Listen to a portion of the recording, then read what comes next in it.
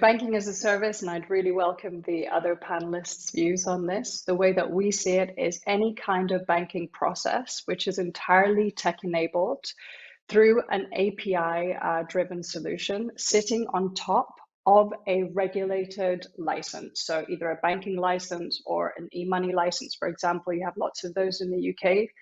And essentially have the banking tech stack that sits on top of that. So that's how I would view banking as a service. That's something that we do at Solarisbank because we have our German banking license and then do all of the banking tech stack on top of that. For me, banking as a platform is basically when you strip out the license underneath that and it's purely the banking processes.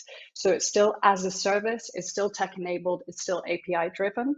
But it's much more sort of software as a service, like you strip out the license and it's just the platform. That would be the way that I would view it. Well, I agree with her, but that's the beauty of definition, that you can have more than one.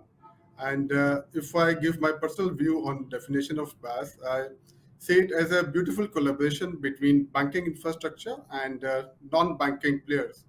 And it allows provision of providing banking services to a non-banking distributor. And I mean, I prefer to call it as embedded banking, which is different from banking as a platform where banks incorporate services of fintech into their platform, or open API, which is just extension of open banking, which is extension of banking services via API. And I truly believe that banking as a service is changing that shape of banking value chain. Yeah, I actually think both of these definitions are very, very similar, but the output of both of them is the same. And what they're doing is creating a competitive marketplace and allowing a wider range of organizations to innovate without having to go through the complexity of getting a banking license. You know, it took us 2.5 years to get our banking license at ClearBank to enable banking as a service to other regulated businesses.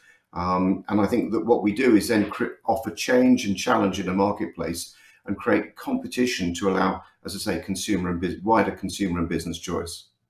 I don't think the definition that I provided at the beginning is contrary to either what Ahsan or Nick said.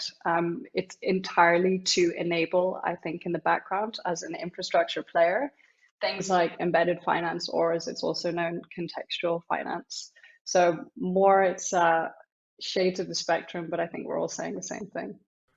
Yeah, I think that there are a whole bunch of good definitions which aren't necessarily contradictory at all.